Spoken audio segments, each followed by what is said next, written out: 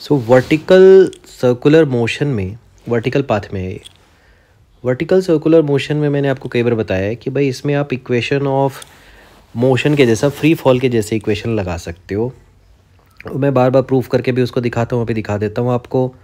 मुझे मान लो बी पे काइनेटिक एनर्जी निकालनी है, तो मैं लगाऊंगा मैकेनिकल एनर्जी कंजर्वेशन, क्योंकि वर्क डन बाय टेंशन यहाँ पे ज़ीरो है।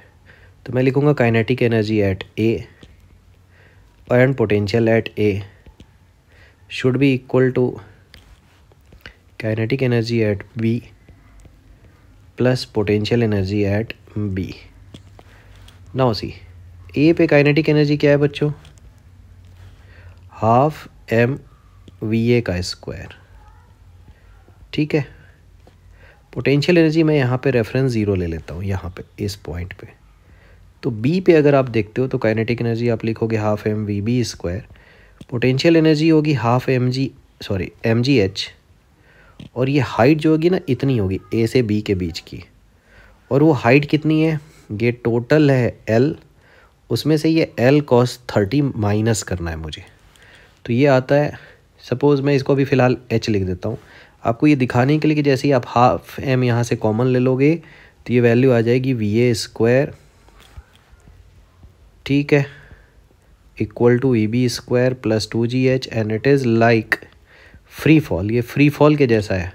मैंने आपको पहले भी बताया ये फ्री फॉल के जैसी इक्वेशन क्यों आती है, क्योंकि the only force which provides work is gravity है। ग्रेविटी के अलावा कोई वर्क कर ही नहीं रहा है, तो जैसे फ्री फॉल में ग्रेविटी वर्क करती थी वैसे ही ये इक्वेशन आती है।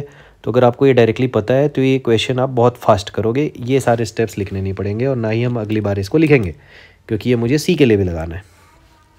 तो ए पे मुझे तो नोन है, बी पे निकालना है।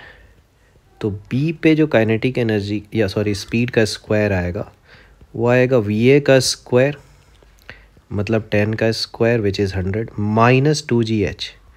तो ग्रेविटी तो बच्चों यहाँ 10 लेनी है आपको, और h कितना है जो थोड़ी देर पहले मैं डिस्कस कर रहा था कि h है ये पूरा l, ये पूरी डिस्टेंस l में से ये l cos 30 मुझे माइनस करना है। सो l माइनस l cos 30 याद रखिएगा। l माइनस l cos 30 का मतलब है l माइनस l cos 30, क्योंकि l जो है वो 2 गिवन है, cos 30 √3/2 होता है। यहाँ से वी बी स्क्वायर आ गया।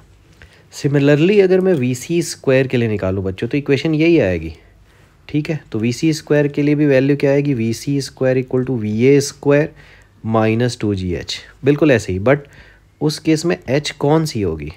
h हाइट होगी जो a से c के बीच की हाइट है, ठीक है, a से c के बीच की। तो अब मैं देखता हूँ a से c के बीच की हाइट निकालनी कैसी है। यहाँ से यहाँ तक जाना है मुझे, तो ये हाइट तो मैं पूरी L ट्रैवल कर गया, तो इस 30 डिग्री का कोई सेंस ज़्यादा नहीं है। उससे बस ये पता चलता है कि यहाँ एंगल 60 बचता है, तो ये वाली डिस्टेंस बचेगी L cos 60। तो आपका ये जो डिस्टेंस आ रहा है वो आ रहा है L प्लस L cos 60, और L है 2, cos 60 है 1/2। सो इस तरीके से आप देखते हो कि अगर आपको ये याद है कि वर्टिकल सर्कुलर मोशन में आप फ्री फॉल के जैसी इक्वेशन लगा सकते हो v square equal to u square plus 2GH, तो ये आपके लिए बहुत इजी होगा। अब आपसे पूछा गया kinetic energy at B and C का रेशियो।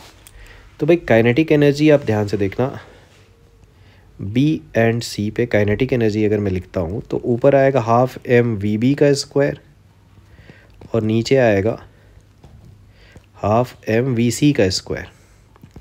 तो हाफ एम को कैंसिल करने से बेसिकली बचेगा यही, तो v b square upon v c square, मतलब इन दोनों का मुझे रेशियो निकालना है। ये जो ऊपर हमने वी बी स्क्वायर और वी सी स्क्वायर निकाला है वो ratio, that will be the answer.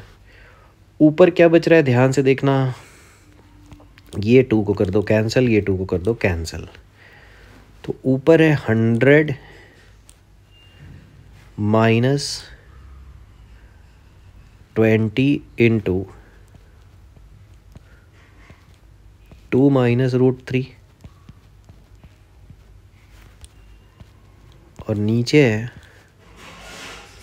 100 minus 20 into 3। अब यहाँ से आप 20 कॉमन ले लो, 5 माइनस 2 माइनस √3 और डिवाइडेड बाई यहाँ से भी आपने 20 कॉमन लिया तो ये आएगा 5 माइनस 3। ना देखो ब्रैकेट ओपन करते ही ये 3 प्लस √3 बचेगा और नीचे बचेगा 2। So this is answer option number 3। ठीक है, तो मैं आपको बार बार बोलता हूँ, याद रखो वर्टिकल सर्कुलर मोशन में स्पीड या एनर्जी से रिलेटेड कोई चीज़ है। सो मैकेनिकल एनर्जी कंजर्वेशन लगाना अच्छी बात है, बट सिर्फ अगर स्पीड रिलेट करनी तो याद रखो आप इसको फ्री फॉल के जैसे सॉल्व कर सकते हो, तो चीज़ें बहुत ईजिली सॉल्व होगी, फास्ट सॉल्व होगी।